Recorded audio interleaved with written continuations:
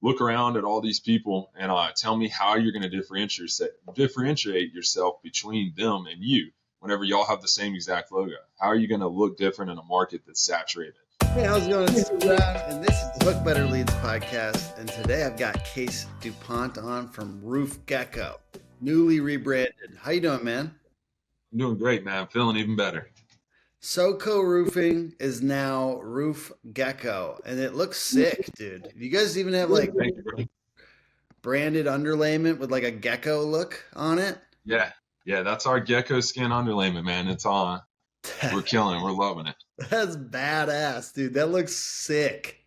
Thank you, bro. Thank you. Oh my God. I think more people should do like patterns on their underlayment. It looks good. It was a tough process, man, dealing with that, trying to get that details laid out because you can't use a lot of colors, so we had to really like contrast it. But yeah, it was worth it. That definitely looks good. God, it looks so cool. Did that affect the brand? Like, did you guys figure out what you could do on the underlayment, and did it affect backwards into like the branding? What do you mean, like Did that modify the actual end brand colors or no? No, not really. No. We started like Kick Charge. We picked the name because we had to trademark and everything. Yeah. So that was like tough in itself, just finding a name that we could trademark. But once we picked it, Kick Charge, Dan and his team, they took it from there, man. We just really trusted their leadership, their color schemes, all that. But yeah. Well, I'm excited to talk to you about this new rebrand more.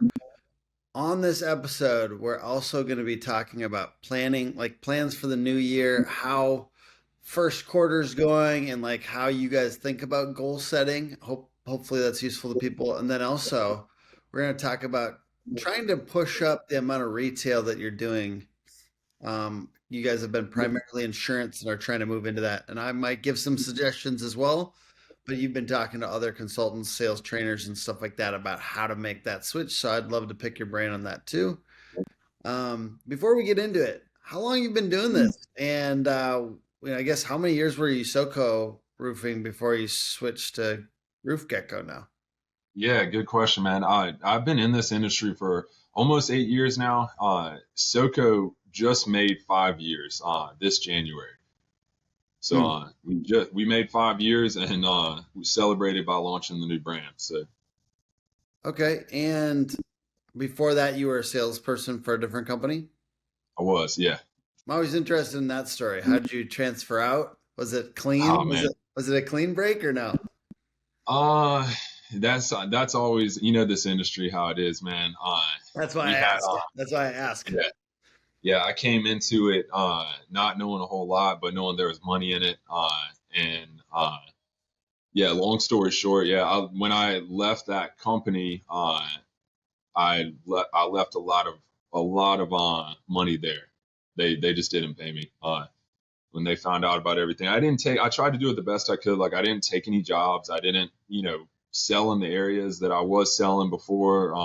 I went in a completely different market, was honest about it, but I think I left like 60 grand over there in commission. So how does it feel though, like on the other side, now that I'm sure you've had at least one sales guy leave and try to like do his own thing or something? I think we've had a couple, yeah. Yeah, so like how does that feel on the other side? Like, is there anything you would have done differently knowing now like how it feels or anything? I think so. I think instead of being like worried about the whole process, I would have been more upfront, like just kind of talk to them about it. I don't think they would have done anything differently. But I know that, that's always the caveat whenever people are just shady about things. And it's tough whenever you're doing stuff like that, because a lot of times there's a disconnect between like the brand and then the sales rep, where the sales rep a lot of times thinks that because they, generated a lead, that they should be the sole owner of that lead, which I get it. And I felt similar. But at the same time, it's a lot of work to start a business, and there's a lot of risk and a lot of stuff involved. And without that name, you're not able to make a sale. And a lot of times sales reps don't see that side of it. So they think it's just an entitlement issue. But there's always both. There's You're more than probably one. entitled to a little bit, huh? Yeah. Yeah, Yeah. because like I remember working, now it's been 8 years since I've been doing this or something. Hmm. Um, and I remember having a lot of feelings and thoughts about my previous employer that now I'm like, I was entitled for sure, like, Yeah. and what I've probably told this story before on the podcast, but I was always trying to figure out what is brand because I used to sell the same thing.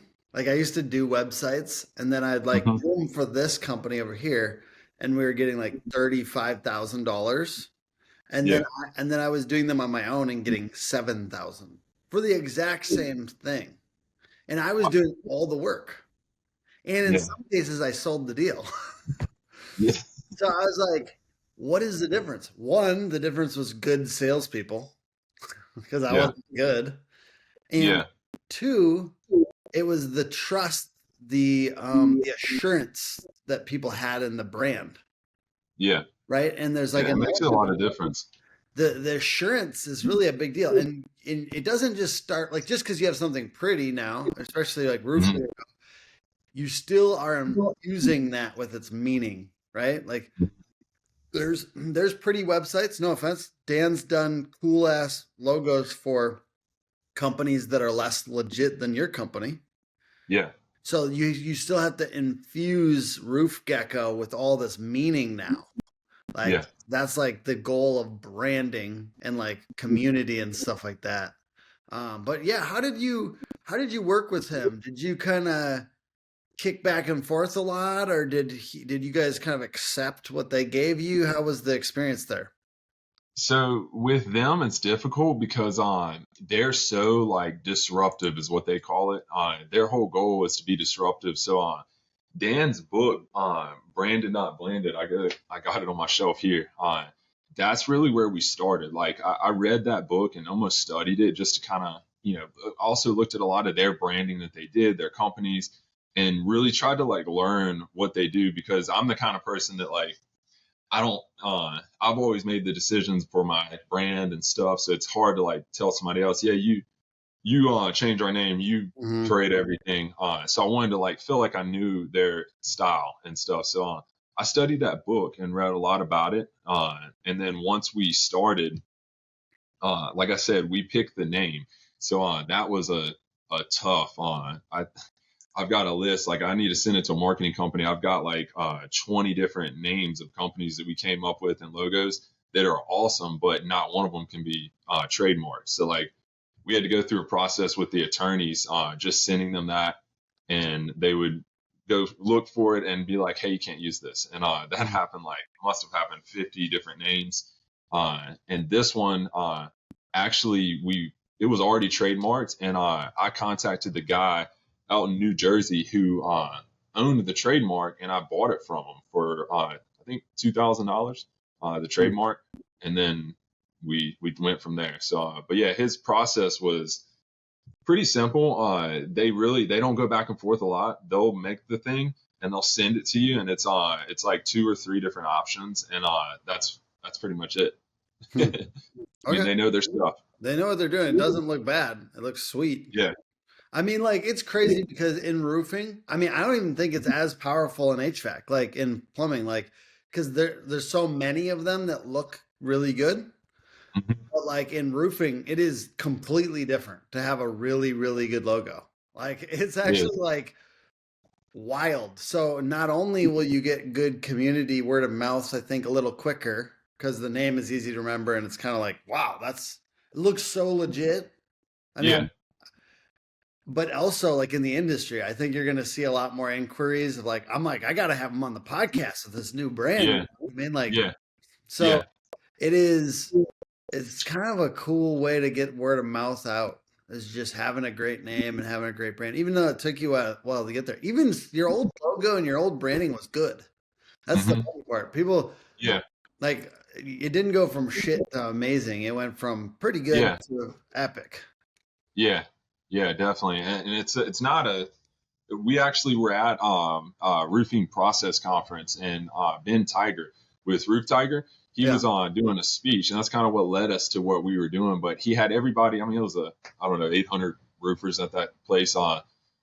had everybody raise their hand if they had a rooftop in their logo, and the entire crowd raised their hand. And then he was like, if you've got the color red or blue as a primary in your logo, keep your hand up. And a few people dropped their hand, and he was look around at all these people and tell me how you're going to differentiate yourself between them and you whenever y'all have the same exact logo. How are you going to look different in a market that's saturated? And it was a good question. And then he went into branding and all that stuff. But we had a brief conversation with him afterwards about our brand. We were like, should we do it? And he was like, well, if you restarted today, he was like, would you do it? And I was like, yeah, we probably would. He's like, well, just do it. You know, Ben, he's just that, he's a big visionary. So he was just like, just do it, man. I was like, but what about like this and that? And he's like, just do it. And he was a big part of it, man. Ben pushed for it, but he might have made a bunch of money there, bro. It's funny how like, that's the closest lever to what I could think of anything on marketing that's like most likely to just give you an extra couple million just without, I mean, like there's a lot of work obviously with the rebrand, but it's like, it's a very high leverage item within marketing, like name and logo. Yeah. Like what are all the things though that you had to change? Like obviously truck wrap, you did underlayment. Not everyone has to do underlayment, but what else you got all rebranding right now?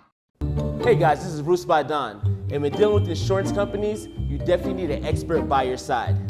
So if you need someone to walk in, hold your hands throughout the insurance process, not really, Max. Deal with the experts, supplement experts. You can hold my hand. Man, so like that was a feat in itself. This whole last year, that was my responsibility throughout each quarter, different stuff but like the design aspects of everything was insane. But I mean, we've got so much branded stuff. We have a whole merch room here that's full of like clothing and I mean thousands of shirts and hats and like I mean contracts. We've got all of our door hangers, all of our like mailers that we use. We've got several different drip campaigns that we use. We've got a ton of stuff. And then when we rebranded, we wanted to really push the brand. So we got like custom Stanley cups and custom coffee mugs. We got custom gift bags, like which we got some marketing stuff planned for around the houses of the ones we're building. We've got there's a lot of stationery but yeah, I mean it's a lot when you really start digging into it. The crazier thing too is all the digital stuff, right? Like, cause you guys had to swap out everything on social media. You had to go hard there. That's all work too, right? Yeah. Like the online swap was definitely not easy. Even just like transitioning like Google and keeping your reviews that you have. Definitely not a simple. Are you guys gonna have hvac.com? Dude, so that's actually something we were trying to do, but another company owns roofgecko.com. They're on Wix though, and it looks like the website's down. So it seems like you could be able to get it. But okay, you got callroofgecko.com. Okay, I'm just taking a look at what you. But you got that was all a bunch of work to get swapped out, right? Brand like it's totally branded now. So bang. I like the little gecko on the form. That looks sick. Yeah. Stuff like that, man. People don't realize, like, if you just have a few kind of cute, nice little things on the design that kind of set it apart. Like at Hook, we call them hookified elements. But like something that's like a little different that like kind of it makes the company feel original and not like these. It's just like the same thing with like the like what do you call them the roofs, the rooftops on the logo. It's like if your website just has a few things that kind of like are kind of custom, you know what I mean, that don't look like a theme or like a cheap website, it can really bring up the vibe to make it look nice. So Jay Weiss did a good job on that, or whoever was on the website. And certainly I just think like this idea of making a brand that actually can have custom cute little things on your website, right? Like that's a big deal. Yeah, for sure, man. we're looking forward to see like what happens to ad spend too, Yeah. with being more memorable. The amount of I times that we bet. have to be in front of people before they remember and act on that.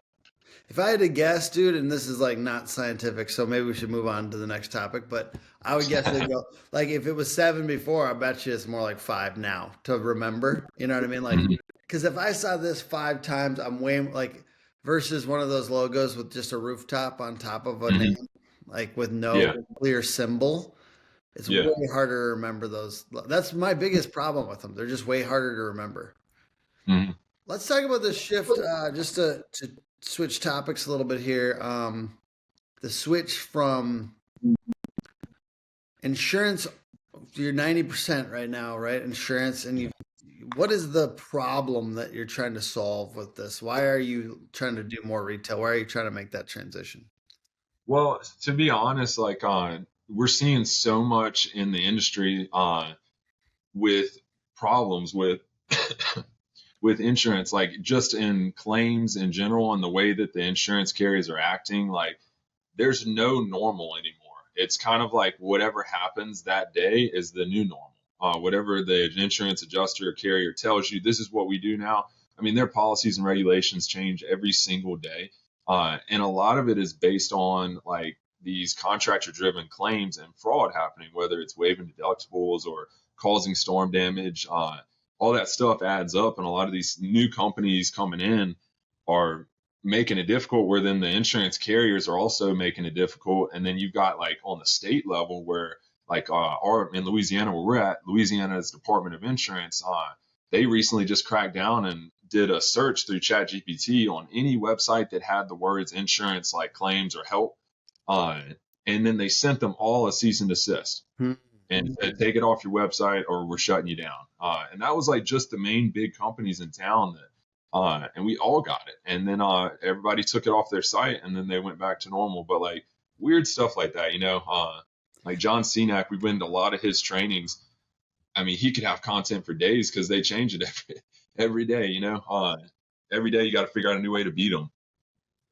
Yeah, But there has been a rule for a while. Like I'm not gonna lie, we're very conscious of that. The what is it, UPA laws or whatever. Like with our website design stuff, like around copy, like we kind of always nudge people away from that, even though there can be underlying. There can be underlying, like we know, okay, we know insurance is complicated, and we know having a good roofing company will mhm, help. You know what I mean? yeah, You gotta ride that line on the language. mhm, Um, it is such a funny thing though. Like before we move on to like how you're kind of moving to retail, it is such a funny thing that that's a thing. Cause like, okay, so you're taking a homeowner that knows nothing about insurance whatsoever, and you're saying, don't talk to anyone else. yeah. Don't Well, talk to they want anyone to. who might like actually have been through this process before. Yeah, It's like yeah. I bullshit. think they want to steer it towards public adjusters. It's really what they want. They want you to have a license to be able to help at all in any aspect with a claim. Whereas it used to just be if it was just policy, like you can't discuss the policy. But now they're getting more towards like, hey, you can't even come to the adjuster meeting unless you're a public adjuster, which I feel like Really? it's tough. Like for the homeowner, because we don't have great laws here for public adjusters, so none of them want to work here because they can't charge percentages on, or at least they're not supposed to. They have to charge hourly. So it's just difficult in Louisiana to be a public adjuster, but then it's difficult for a homeowner to find one. Oh, that's tough, dude. So, what are you guys Yeah. doing to kind of make this or start to make this transition towards more retail? Like, what specific things are you doing now? Well, so like with the retail market, a lot of times it's those people are going to pick based off of an experience, is really what we've gotten into. Like people want a good experience. Like I was talking to somebody yesterday. A lot of times, like the chicken at Popeyes is a lot better than at Chick-fil-A. But when you roll by a Popeyes, a lot of times there's not a lot of people in the line. But Chick-fil-A's got 3 lanes and they're wrapped. They got people outside, and the difference is that experience that they get, man. Like they know every time they go to Chick-fil-A, they're going to get the same thing in their bag. That person's going to sell them my pleasure when they tell them thank you. They're going to go through that line quick. They're going to get a chicken sandwich and it's going to be all right, but it's going to be the same every time. So like people choose based on their experience. You know what it also says? If the customer experience is good, it also says that it's probably clean and systemized inside the store, which is like Yeah. on a primal level, that's like I'm probably less likely to get sick at Chick-fil-A than I am at Yeah, probably so, man. Probably so. And but what is the sick with a roofing company? Like what is the sick that they could get if it was like the Popeyes version? Well, at a Popeyes roofing company, they're gonna send out a project manager to oversee that project and to make sure everything goes according to building code to building. You're saying a Chick-fil-A roofing company. No, this is a Popeyes company. They're gonna send that guy out to make sure that they do all the stuff exactly how it's supposed to be done, that everything's up to code. They're following. Are you saying that Popeyes has a better experience than Chick-fil-A? That's what it looks like, man. So that project manager, the only problem is that he may be 22 years old and 2 months in the industry, and he's a sales rep that was hired to sell roofs. But now he's managing a project, overseeing everything. And the only difference is he knows 10% more about roofing than that homeowner. So now he's the professional there. Except the problem is he has no clue how many nails go into a shingle. He has no clue why we tear the felt off all the way down to the decking if we're supposed to. There's just the knowledge isn't there. So a lot of these companies, that's how they run it.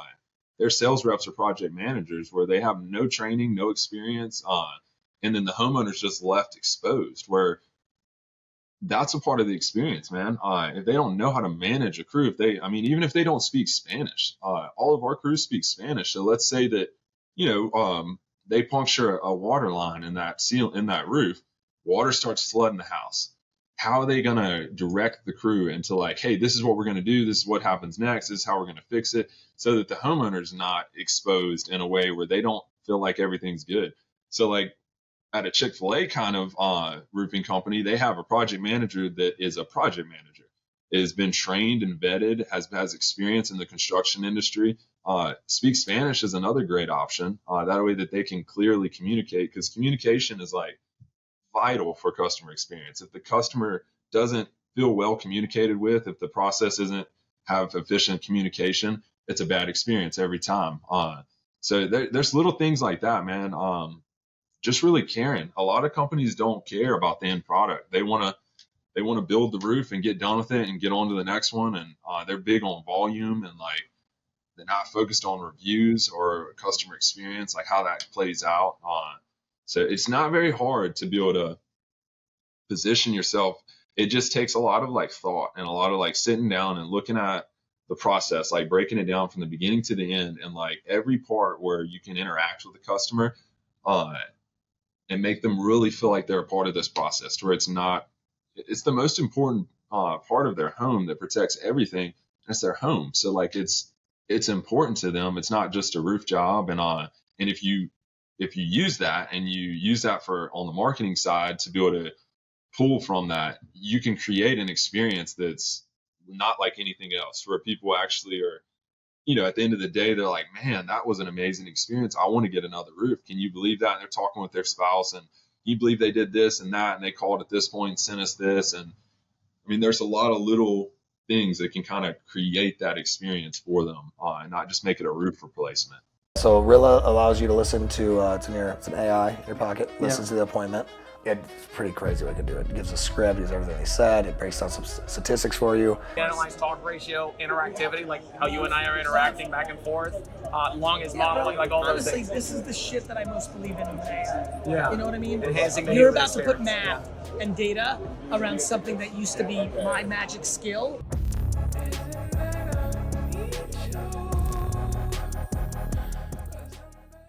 What would be so you're saying like, and I'm just helping us all appreciate the pain that a homeowner goes through when a job is bad, because I think that's marketable too in a way. So so I guess let's try what is that? Like, if I'm thinking about that sick, because it's not that you're gonna get sick if you go to Popeyes.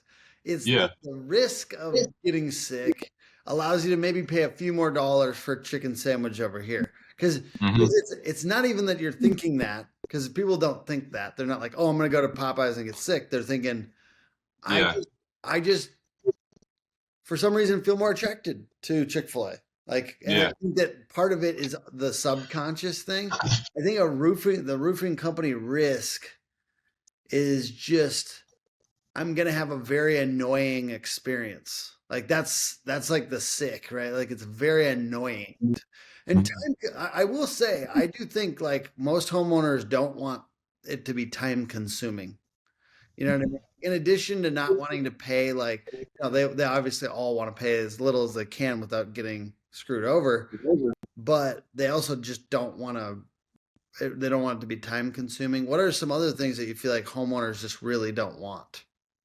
Well, so what we narrowed it down to, because like I was saying earlier, we use EOS, so we use the hedgehog method to be able to figure out exactly what we wanted, like our niche to be inside of our market strategy, and our slogan kind of paints that picture. But for Roof Gecko, where quality and convenience stick around. So quality and convenience is what we kind of identified as like two driving factors for like a customer's experience. If it's not convenient in any way, like if you look at like everything today, like with, I mean, ChatGPT can do your job for you now, pretty much. Like you've got apps, and conveniency is like, that's what people want. Like if it's not convenient, they're not going to do it. If it's more convenient, they'll pay more just to have that level of conveniency. So like to figure that conveniency out, it's literally by just like breaking down that thing into like a full, like 1,000-step process if you got to, but seeing those key points where a customer could be inconvenienced. I'll give you one. Are a lot of times people keep their most like prized possessions in their attic, and this is like old crap, like pictures and their alumni jacket and just random stuff that they probably don't really know is up there. They don't think about it a lot. Well, when we go in and we install a roof, we're banging on that sheathing a lot. And a lot of times dust and stuff is accumulated on the underside of that decking, as well as when we start reinstalling, the back of that will splinter a lot. The back of the sheathing, it will splinter and it'll shoot little shards of dust and of wood shavings and stuff. So like when you go up into an attic after a roof's installed, a lot of times everything up there is just covered in dust and like soot and all kinds of just like crap. And that's people's most prized possessions. So like we will see that, where what we'll do is we'll go and inspect those attics and look for that kind of stuff. Like if we see that kind of stuff in there, we're going to make sure and cover all of that, to where that when the job's done, we'll pull it off, and the customer may not know that we did that, or may not know that that was something. But the point is that they didn't experience the inconvenience, so it just makes sense and feels convenient for them. Like the process moves smoothly, and it's little stuff, like just trying to think that through. That's great. Dude, smart. I love that. God, that's good. Okay, so what are your biggest goals for 2025? And how do you think about how fast do you run towards those goals here at the beginning of the year? Like, Yeah, so like get done early. Yeah, well, we break everything into quarters, so we're all working on our goals or rocks for quarter one right now, but we have a 1-year plan that we set in motion. We're really focused on customer reviews and experience. So like our currency that we want from our customers is reviews. Tell about your experience, and if you read our reviews, they'll tell you about what we do.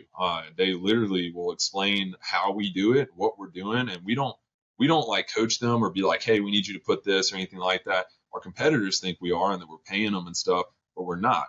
No customers getting paid. We're not coaching them on what to say, but they're organically going in and putting like, 5 paragraphs in there about what happened and how great it was and how well the communication and how they received drone shots throughout the process. And that's what we're focused on. So we're looking to get an 80% of every project that we build. We want at the end of the year, 80% of those to have gotten 5-star reviews. We want all of them to have a 5-star experience, but you run into a lot of times like I think we get like 3 or 4 reviews a week that get posted, but then just disappear. And so like run into that one where, hey, do you know that we have a whole, did you do our sheet? We gave out a sheet that does. I remember something about that. Dude, you should, I'm not joking. You should definitely get this sheet. It's, it allows you to get all your reviews back. I mean, it's a tedious process of working with Google, but you, I'll send it to you. It's literally just, here, one second, or I'll just link it so I don't have to send it to everyone. I'm just gonna link it in the comments because I don't want to, you know what I mean? I was actually going to reach out to you about that because that's on. I'm sending it to you right now, and like anyone who needs it, it should be in the comments. It is got, like, people have said like 25 reviews. Really? 45 reviews came back up that were gone. It's essentially, it just shows all of them. You know, yeah, I mean, that would be phenomenal. Yeah, we run into that, and then I'll send it. We run into other people just not having, like, older people. They're just, they write us, like, I've got like letters up on the wall over here, people who are like, we asked for a review and they just couldn't do it, so they just handwrite us a letter and give it to us. We're like, here you go. All right, hey. But I just put them on my wall as motivation. I'm like, yeah, there you go. But yeah, I mean, that's one of our big targets. What's your goal for that? 80%. So we want 80% of all the projects that we do to have a 5-star review. So we're focused on that side. But we have a target goal of a 30% increase year over year for the next 329 right now. Hmm? So you're at 329. And you yeah, for our reviews. So our revenue, we want to be able to increase by 30% year over year. Okay. Nice. And that's kind of based on like the Jim Collins Good to Great book of like not having like a massive spike in revenue and like not being able to keep the customer experience. So we want to have a slow, controlled growth in the company where we're able to consistently grow, but consistently nurture our customers and be able to keep that 5-star experience. So that's why we put those in tandems, where we're not just like, hey, we want to hit this revenue, but we also want to keep 80% of those as a 5-star review, instead of it not being a trade-off. Or like, yeah, we hit the revenue, but our customers hate us now because we created a giant machine and there's people getting squished in it. You know, we just didn't want that to happen. So that's our 2 main goals, and a lot of other stuff too, like little micro stuff, rocks and stuff. Like we have a lot of hiring goals for this next year. We're trying to bring on sales reps. We need a sales director right now. Marketing manager. There's a few things that we're trying to fill. Nice. All right. So I feel like doubling back a little bit to the insurance retail thing. I will say, so just my little consulting thing on it is like, there's a lot of people that want to make that switch that never make it. Mm-hmm. I think biggest one is leads, dude. Because if you have great leads, like lead flow, it's like, because then a lot of those people aren't always insurance, right? It's not always appropriate. Yeah. And then referrals, and then repairs, like the ability to do repairs, right? Like, because it does attract more of the same. Like when you do certain types of projects, it does more of the same. So if you're open to repairs, like I think when people hear that, they think I'm like a shill for the insurance companies or something like that. It's like, but here's the deal, dude. I would pay money, like, dude, and I want to pay money to get something fixed on my roof. I don't need it to be cheap. Yeah. So it's really figuring out how to do those things profitably. Yeah, it's real employees. Yeah, it's getting real like repair employees. It's getting a repair department. But like those are the biggest things I see not available to people. That's why they don't make the shift, because they don't get enough leads organically because they're door knocking. You know, nothing wrong with door knocking, but if that's all you do, then yeah, you're just gonna keep finding insurance. I mean, makes sense. Like that's I don't know. If you're in an insurance possible area, I don't know why you would just like be doing door knocking for retail, but those are the biggest ones, man. I think like it's just increasing that lead flow and doing repairs and like getting a repair department. And That's a tough one, man. Keeping a repair department like somebody busy with that. That's definitely a tough one. For sure, just because of the keeping them busy. That's what yeah, we're trying I to mean, like, focus on. well, because where are you guys at on revenue right now? For this year. Yeah, or like this past year, what do you think you'll be this year? So last year was our best year yet. We scaled down a lot as far as like per person. Last year we only had 2 sales reps, and we finished the year at 3.2 million. That's great. That's powerful. Yeah, And your it goal is for this year definitely is like basically like 4. yeah. So we're like, I think it's like 4.3. I have Yeah, no doubt. I have no doubt you're yeah, 4.3.